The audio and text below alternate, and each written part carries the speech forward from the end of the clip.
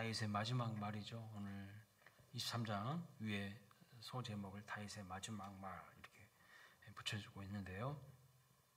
마지막 말이라는 게 뭐죠? 유언이라는 말입니다. 한마디로 유언이죠.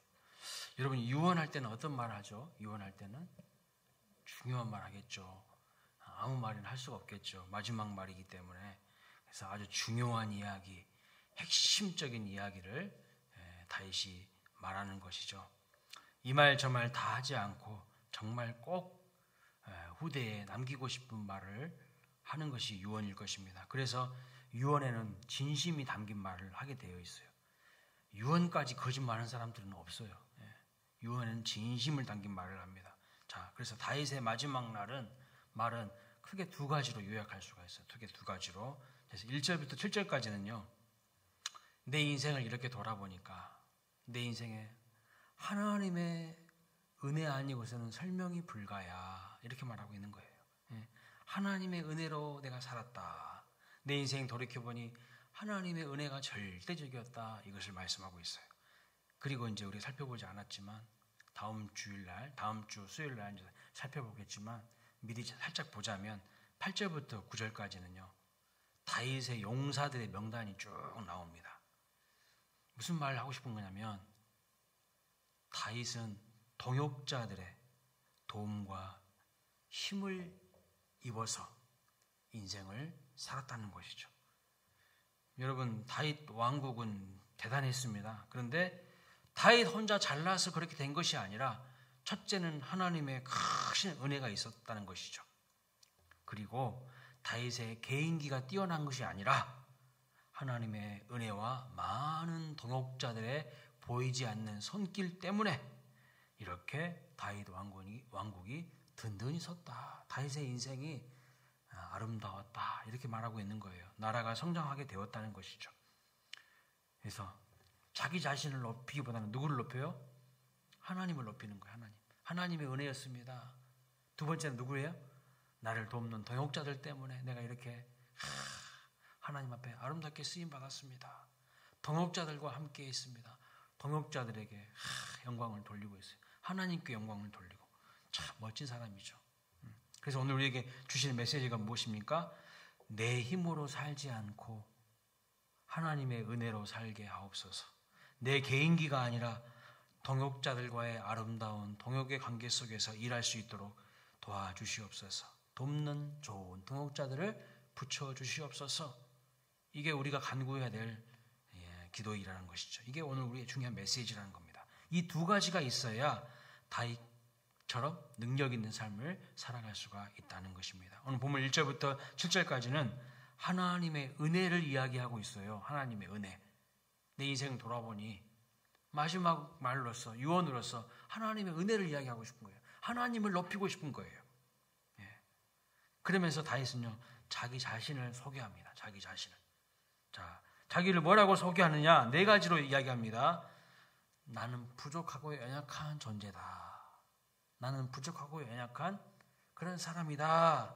라고 이야기하면서 하나님의 은혜가 크다. 이렇게 소개하고 있어요. 1절에 보시면 이새의 아들 이렇게 있어요. 이새의 아들. 이새의 아들이라는 뜻이 뭘까요, 여러분? 이 이새의 아들이란 말 속에 숨겨진 의미와 뉘앙스는 뭘까요?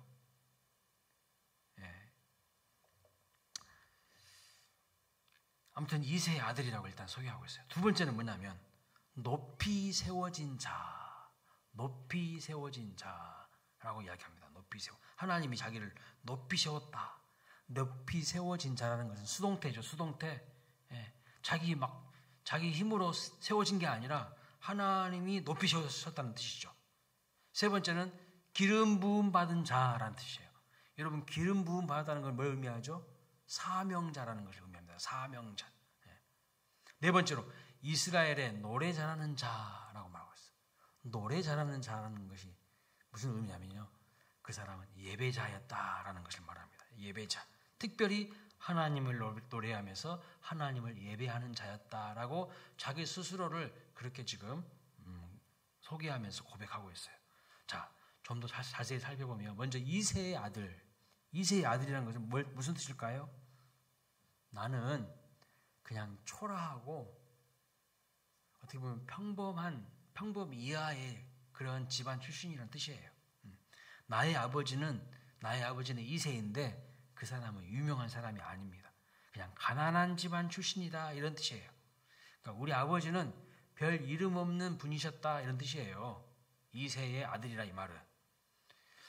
그래서 다윗은 늘 누구와 비교합니까? 사울왕과 늘 성경에 보면 비교되죠. 사울왕은요 아주 유력한 집안 출신이에요. 아버지 이름이 뭐죠? 기스예요. 기스. 인생에 기스난 사람이 아니라 이름이 기스예요. 기스. 기스의 아들이에요. 베냐민 지파 기스의 아들입니다. 그래서 사무엘상 9장에 보면 사울 왕의 아버지 기스를 뭐라고 표현하고 있냐면 유력한 사람이다. 유력한 사람. 유력하다는 게 뭐예요? 힘이 있다는 거예요. 힘이 있다. 아버지가 힘이 있는, 그러니까 한마디로 말하면 금수저 출신이야 이 말이에요. 나는 금수저 출신이야. 누가? 사울 왕이. 그에 비해 다윗은 우리 아버지는 이름 없어. 이세야 이세. 그런 말이에요. 그런데 여러분 다윗은 그런 집안임에도 불구하고 인정을 받았습니까? 그 집안에서 인정받았습니까? 아니요. 사무엘 선지자가 와서 여러분 잘 아다시피 왕이 될 사람에게 기름 부으려고 이새의 집으로 왔죠. 하나님 명령을 받고 기름 부으려고 하는데 첫째 아들부터 7번째 아들까지 집합을 시켰어요. 아버지가. 사무엘 선지자가 첫째 아들에게 기름 부으려고 하니까 아니라는 거예요. 하나님이. 둘째도 아니고 마지막 7번째까지도 하나님이 아니라는 거. 아니 하나님이 보내셨잖아요. 하나님이 여기 있다고 그래서 보내셨잖아요. 그래서 사무엘 선지자가 물어봐요. 아들 더 없냐? 아들 더 없어? 물어봐요. 또 있냐? 이렇게 물어보니까 하나 더 있다고. 근데 걔는 저 들에서 양치고 있다고. 볼 것도 없다고 그렇게 이야기하죠. 그러니까 다윗은요 아버지 이새가 아들 취급도 안 했다는 겁니다. 그런데 하나님은 그런 다윗을 들어서 높여주셨다는 거죠. 높여주셨다는 거예요. 이게 바로 뭘 의미하는 거니까 조건을 뛰어넘는 하나님의 은혜를 말하는 거예요. 조건을 뛰어넘는 하나님의 은혜. 그러니까 하나님이 높여주시면요 인간들이 끌어내리려고 해도 높아지게 돼 있어요. 반면에 인간이 스스로 높아지려고 해도요 하나님이 낮추시면요 낮아질 수밖에 없는 거예요. 자기는 막 높아지려고 해도 하나님이 낮추시면 안 되는 것이죠. 그런데 우리 하나님은요 낮은 자를 일으키셔서 하나님의 위대한 일을 감당하는 위대한 인물로 사용하시는 것을 볼 수가 있어요. 오늘 우리 중에도요 나는 태어나 보니까 그냥 아주 찢어지도록 그냥 가난한 집안에서 태어났고 흙수저였다 할지라도 다윗을 보라는 거예요. 다윗은 정말 아무것도 없고 인정받지도 못했는데 하나님이 그를 높여주시고 세우셨다는 거예요.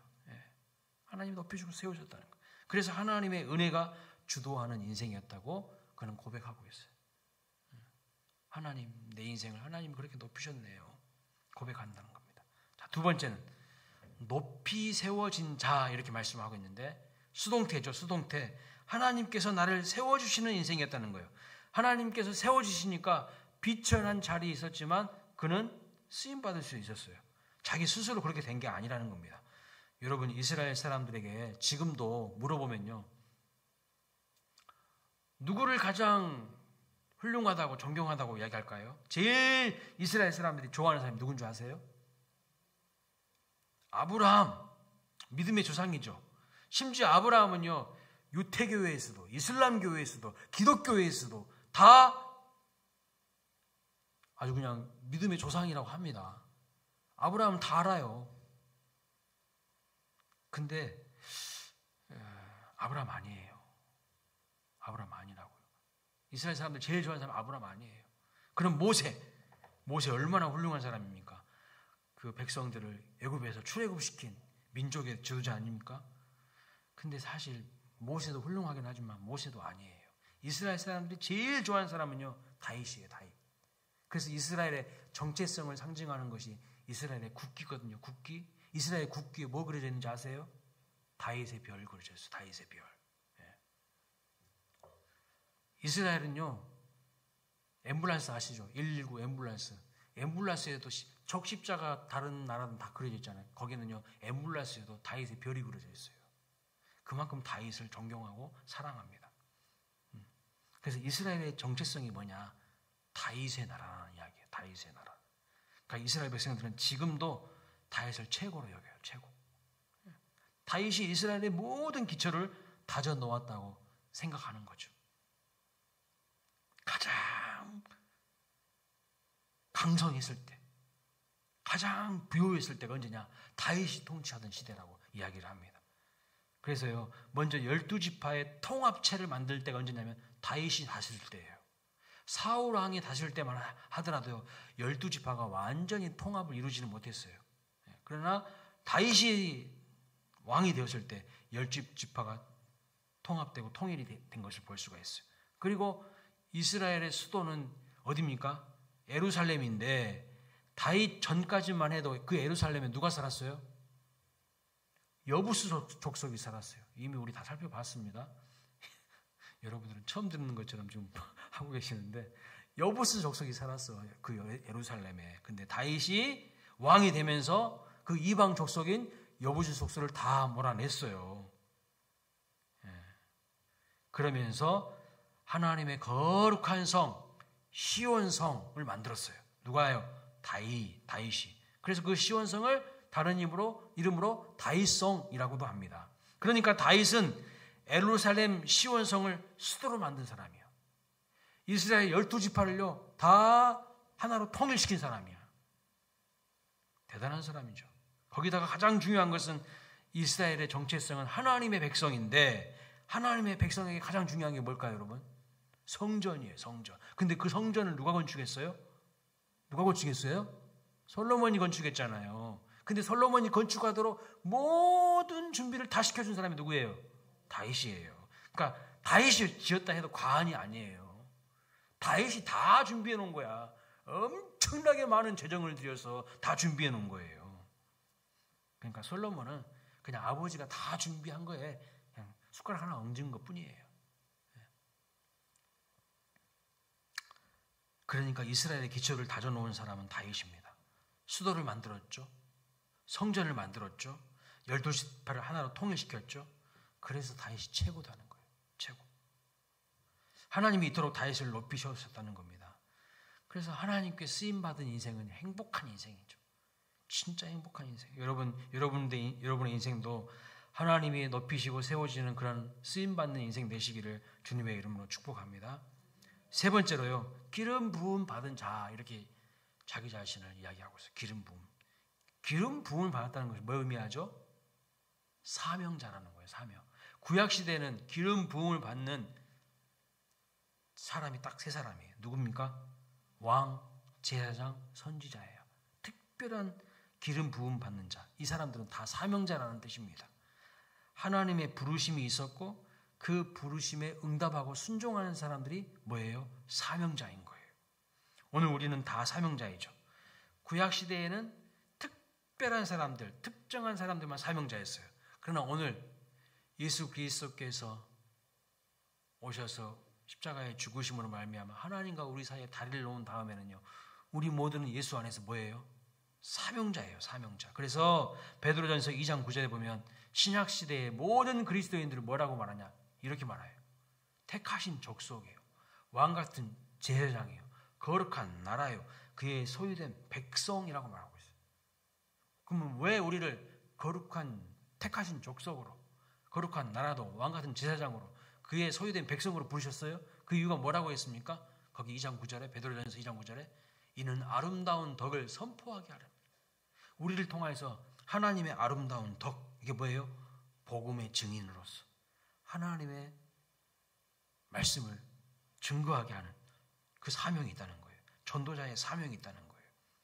그런데 이 사명이 있으면 좋은 게 뭐냐면 그 두 가지가 분명해집니다. 사명이 있는 사람들. 사명이 있는 사람들은요, 두 가지가 분명해요. 뭐냐면 방향이 분명하고요, 중심이 명확해요. 방향이 분명하고 중심이 명확한 사람이 되는 거예요. 방향을 이미지로 말하면 뭐죠, 여러분? 항상 방향을 가리키는 게 뭐죠? 나침반이에요. 나침반.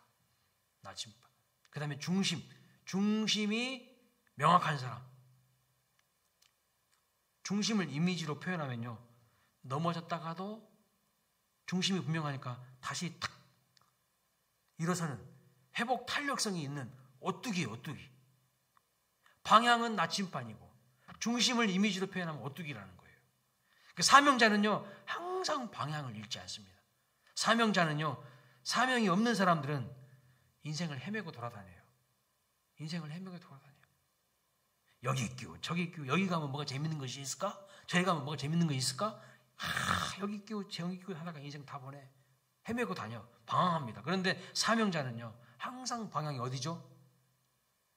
나침반이 항상 방향을 어디를 가리킵니까? 북극성을 가리키죠. 항상 사명자는요, 하나님을 바라봐요. 주께 가까이, 주께 더 가까이, 은혜의 보좌를 향하여 담대히 나아가는 거예요. 그게 사명자죠. 그리고 항상 사명자는 하나님 중심, 말씀 중심, 교회의 중심으로 방향성을 가지고 있어요. 물론 사명자도 인간이기 때문에 때로는 넘어집니다. 넘어져요. 또 실족하기도 하고요. 인생의 풍파가 왜 없겠습니까? 그래서 성경은 다 알아요. 인간이 어떤 존재인지를. 그래서 뭐라고 말하냐? 7번 넘어질 수 있다고 말하고 있어요. 그러나 7번 넘어져도 그것을 끝나는 게 아니라 8번 다시 일어난다고 말합니다. 그 이유가 뭐예요? 그 사람 마음 중심에 예수 그리스도께서 계시기 때문이죠. 그 사람 마음에 말씀이 있으면, 하나님의 진리의 말씀이 그 사람을 딱 붙잡고 있으면요, 넘어져도 흔들려도 다시 일어납니다. 그 말씀에 자기 자신을 그래서 묶어버려야 되는 거예요. 딱 그 말씀에 나를 묶어버려야 돼. 흔들리는 내 마음을 어디다 묶어야 됩니까? 어디에다가 묶어야 돼요? 하나님의 말씀에 묶어야 흔들리지 않는 중심 있는 사람, 하나님이 세우시는 사람이 되는 거예요. 자꾸 흔들리시는 분들이 있어요. 환경과 상황에 따라서, 사람에 따라서 자꾸 흔들리시는 분들이 있어요. 절대 하나님 앞에 쓰임받지 못해요. 물론 흔들릴 수 있어요. 그러나 그때마다 자꾸 내 마음을요, 흔들리지 않은 하나님의 말씀에 딱 묶어야 돼요. 제가 한번 이 설교 한 적이 있죠. 우리 교회 여기 현수막 게시되어 있는데, 누가 묶어놨는지 그냥 아주 튼튼하게 쫙 펴가지고 딱 묶어놨어요. 1년 12달 막 비바람 불어도 끄떡없어. 잘 묶어지면 그렇게 되는 거예요. 잘 묶어지면. 우리 인생이 하나님 말씀에 잘 묶어져야 돼요. 그런데 말씀에 자기 자신을 묶지 않으니까요, 사람 따라 흔들리고, 상황 따라 흔들리고, 감정 따라 흔들리고 방황하는 거죠. 그래서 시편 1편에 보면 악인을 뭐라고 했습니까? 악인? 바람에 나는 겨와 같다. 바람 따라 그냥 이리 갔다 저리 갔다 이리 갔다 저리 갔다. 초랭이 방정이야 그냥. 응? 줏대가 없어. 심지가 견고하지 않아. 바람이라는 환경과 상황에 따라서 중심 없이 이리 갔다 저리 갔다 하면요, 안 되는 거예요. 뿌리가 없는 거죠. 뿌리가. 내 마음의 심지 뿌리를 하나님의 말씀에 그냥 견고하게 심어야 돼요. 뿌리 내려야 돼요. 근데 어떤 분은 교회도 그래요. 교회도 이 교회에도 좀 다녀보다가 에잇 마음에 안 들어. 그럼 또 저 교회 가고, 또 저 교회 가서 에잇 마음에 안 들면 또 여 교회 오고. 그분은요, 그 크게 쓰임 받을 그릇이 못 되는 거예요. 한 교회에다가 그냥 깊이 뿌리를 박아야 돼요. 그래야 하나님이 쓰신다는 거. 내 마음의 심지 뿌리를 하나님의 말씀에 견고하게 뿌리 내리는 사람이 뭐예요? 그 사람이 사명자예요. 그 사람은 하나님은요, 높이 세우신다는 거예요. 바로 다윗이 그런 사람이었어요. 그래서 자기 힘으로 높아진 것이 아니라 하나님이 주시는 은혜와 능력으로 내 인생은 높아졌다, 하나님 세우셨다, 수동태로 이야기하는 거 있는 것을 볼 수가 있는 겁니다. 여러분, 사명자 하면 떠오르는 사람 누굽니까? 여러분은 떠오르는 사람이 없으세요? 사명자. 저는 떠오르는 사람이 많은데 여러분들은 눈빛을 보니까 빨리 그냥 말하세요. 빨리 말하세요. 물어보지 말고. 그런 것 같아. 사도 바울이잖아요. 사도 바울이 엄청 멋있는 말을 했어요. 이런 말을 아무나 할 수 있는 게 아니야. 사도행전 20장 24절 말씀 보세요. 이렇게 고백합니다. 나의 달려갈 길과 주 예수께 받은 사명, 곧 하나님의 은혜의 복음을 증언하는 일을 마치려 하면은 나의 생명조차도 조금도 귀한 것으로 여기지 아니하노라. 나의 달려갈 길이 뭡니까? 그게 사명이에요. 이게 방향이라는 거. 방향이 분명한 사람이에요. 우리는 방향이 분명한 사람이 돼야 돼요. 사명이 없으니까 달려갈 길이 뭔지 모르니까 막 방황하는 거예요. 그냥 아무 데 가는 거예요. 그냥 기분 따라서, 환경 따라서, 바람 따라서. 그러면 안 된다는 거예요. 주 예수께 받은 사명이 분명하니까 달려갈 길도 보이는 겁니다. 곧 하나님의 은혜의 복음을 증언하는 일이 바로 방향이죠. 내 마음의 중심이 바로 여기 있다는 겁니다. 이 일을 위해서는 나의 생명조차도 조금도 나는 귀한 것으로 여기지 않는다. 무슨 뜻입니까? 내 생명이 중심이 아니라 하나님이 중심이라는 거예요. 하나님이 중심이라는 거예요. 그래서 이 말씀은 사명자가 뭔지를 보여주는 아주 명확한 말씀이죠. 방향이 명확한 것입니다. 중심이 분명한 것입니다. 다윗 인생을 보면요, 다윗도 넘어졌어요. 실족했어요. 우리와 비슷한 면이 많이 있어요. 그러나 또다시 오뚜기처럼 일어나요. 다시 회개하고 하나님의 은혜를 붙잡죠. 네. 이게 사명자예요. 사랑하는 우리 광일교회 성도님들도 방향을 잃지 않으시고 중심이 분명한 하나님의 사람, 사명자 되시길 주님의 이름으로 축복합니다. 예. 인생이 망가지지 않는 비결은요, 사명이 있으면 절대 망하지 않습니다. 망가지지 않아요. 꿈이 없고 비전이 없고 사명이 없으니까요, 헛짓거리예요. 인생 헛짓거리 한다니까요. 돈 많으면 뭐 하냐고요. 그 돈 많은 거 가지고 맨날 그냥 쾌락이나 즐기고 엉뚱한 일이나 하고 하나님 기뻐하시는 일에 동참하지도 않고요. 그러나 하나님 기뻐하시는 일에 함께 동참하고 거기에 우선순위를 두고 주님의 몸 되신 교회를 사랑하면서 항상 교회와 한 방향으로 나아가는 사람은요, 인생이 결코 망가지지 않습니다. 예, 망가지지 않아요. 이런 분들은요, 사명을 이룰 때까지 죽지도 않습니다. 죽지도 않아요. 예. 언제 죽냐? 사명 다 이룰 때 하나님 데리고 가시는 거예요. 사명 다 이룰 때. 자, 마지막 네 번째로 다윗이 자기 자신의 정체성을 뭐라고 고백합니까? 나는 노래하는 자다. 이렇게 고백하고 있어요. 나는 노래하는 자. 노래하는 자라는 것은 뭘 의미한다고요? 예배자다. 맞습니다. 나는 외로운 광야에서도, 고독한 그 광야에서도 노래하는 자, 예배하는 자였다는 거예요. 수많은 시편을 어디서 지은 거예요? 광야에서 지었어요, 여러분. 수많은 그 시편을 다윗이 광야에서 지은 거예요. 외로울 때. 왕궁에서도 그는 예배하는 자였습니다. 그래서 수많은 어마어마한 재정을 들여서요, 결코 급기야 뭐합니까? 성전까지 지어야 돼요. 이 사람은. 하나님이 가장 기뻐하시는 게 뭐냐? 성전 짓는 거야. 그러니까 자기의 모든 것을 다 걸고 모든 재산을 바쳐서 성전을 지어요. 그러니까 다윗은 누군가? 다윗의 정체성을 이야기할 때 다윗은 평생 하나님을 예배하는 자였다. 여러분에게 여러분은 누구십니까? 당신은 누구십니까? 라고 물으신다면 뭐라고 이야기하실 거예요? 당신은 누구세요? 물으면 뭐라고 이야기하실 겁니까? 나는 하나님을 예배하는 예배자라고 말할 수 있어야 한다는 거예요. 나는 세상을 예배하는 자가 아니라 하나님을 예배하는 자입니다 라고 말하실 수 있기를 축복합니다. 그러면 예배한다는 것은 뭘 의미하는 걸까요? 예배한다. 예배한다는 게 뭘 의미할까요? 예배가 뭐죠? 영어로 worship이에요. worship은 was 플러스 ship이에요. 그럼 was가 뭐예요? 가치란 말이에요. 가치 있는 대상에 내 전부를 드린다 이 말이에요. 여러분은 뭘 제일 가치 있게 여기십니까? 하나님을 제일 가치 있게 여기십니까? 아니면 다른 세상에 무엇을 가치 있게 여기십니까? 오늘날 예배하는 사람들 많아요. 예배하는 사람 많다고. 근데 하나님을 예배하는 사람은 드물어요. 하나님을 내 인생에 가장 가치 있는 분으로 여기는 사람은 드물어요. 하나님을 예배하지 않은 거예요. 그러니까 예배한다는 것은요, 그 대상을 가장 가치 있게 여긴다. 그 대상을 사랑한다. 그 대상을 높인다는 거예요. 그 대상을 섬긴다는 거예요. 그 대상을요, 갈망하고 간절히 원한다는 그런 뜻이에요. 그런데 교회를 다니는 사람들 중에서도 죄송하지만 많은 사람들이 하나님을 갈망하고 하나님을 높이는 것이 아니라 하나님을 가장 가치 있게 여기는 게 아니라 세상 그 무엇을 더 간절히 원해요. 세상 것들에 빠져 있어요. 그것을 예배하는 사람들이 많아요. 세상을 예배하는 사람들이 너무 많다고요. 하나님을 기쁨으로 예배하는 예배자들이 되시길 주님의 이름으로 축원합니다. 하나님을 기쁨으로 예배하는 예배자가 돼야 돼요. 인간은요, 하나님이 예배하는 자로 만드셨어요. 예배하는 자로 창조하셨어요.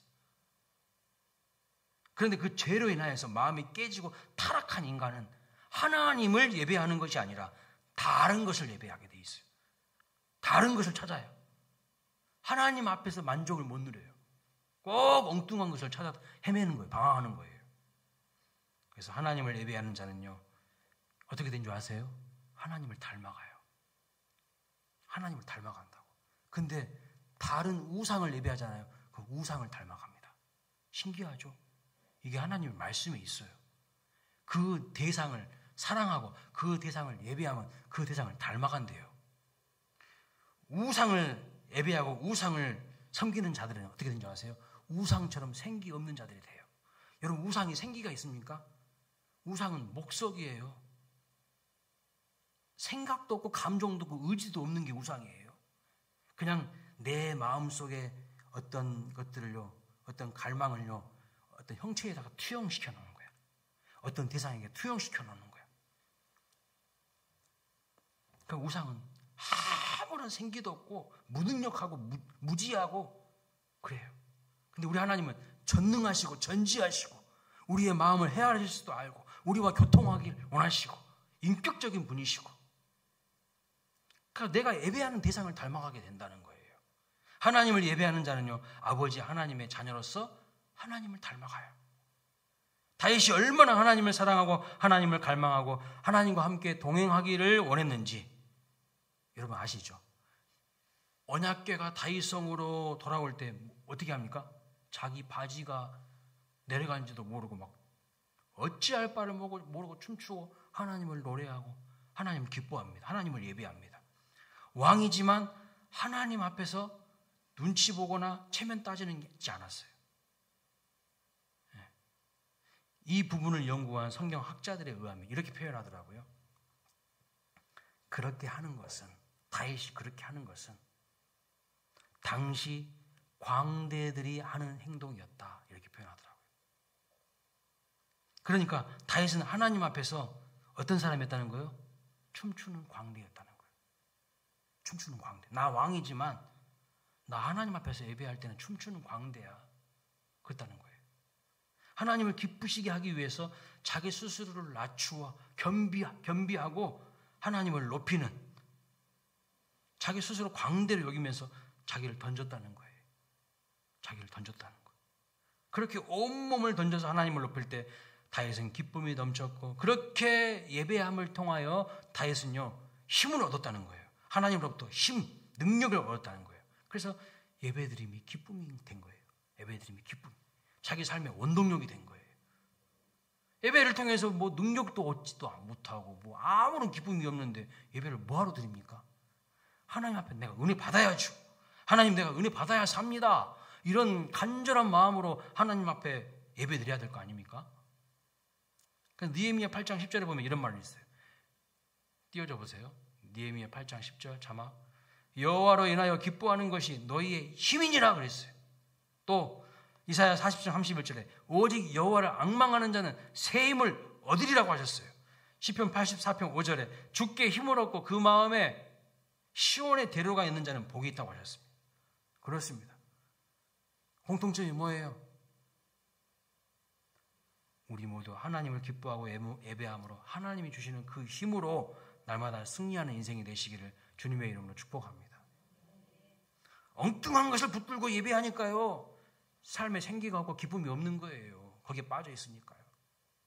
이렇게 마음을 다해서 하나님을 예배하는 다윗에게 어떤 일이 일어날까요? 마음을 다해서 하나님을 예배하고 하나님을 갈망하고 하나님을 찾고 하나님을 즐거워하는 그 다윗에게 무슨 일이 일어날까요? 오늘 본문에 보니까 여호와의 영이 임하였다고 말씀하셨어요. 여호와의 영이 임하셨어요. 2절에만 보세요. 여호와의 영이 나를 통하여 말씀하시며, 예배하는 자에게 성령이 함께 하시어 임재하신다는 거예요. 그리고 다윗을 통하여 말씀합니다. 2절에 뭐라고 말합니까? 여호와의 영이 나를 통하여 말씀하시며 그 말씀이 내 혀에 있도다. 그러면 다윗을 통하여 하나님이 말씀하시는데 뭘 말씀하실까요? 4절 말씀 보세요. 4절 읽어봅니다. 시작. 그는 돋는 해의 아침 빛 같고 구름 없는 아침 같고 비 내린 후에 광산으로 땅에서 우미 돋는 새풀 같으니라 하시도다. 여기 4절에 그는 누굴까요? 그는 그랬어요. 그는 누굴까요? 1차적으로는요. 다윗 자기 자신을 의미합니다. 1차적으로는 다윗을 하나님께서 돋는 해의 아침 빛같이 찬란하게 만드셨다는 거예요. 세상에서 선한 영향력을 드러내는 존재로 하나님이 그를 높이셨다는 거죠. 그리고 궁극적으로는 이 4절에 그는 누구냐면요. 장차 오실 메시아이신 예수 그리스도를 의미합니다. 여호와의 영이 임하여 다윗이 장차 오실 메시아 예수 그리스도를 지금 찬송하고 있는 거예요.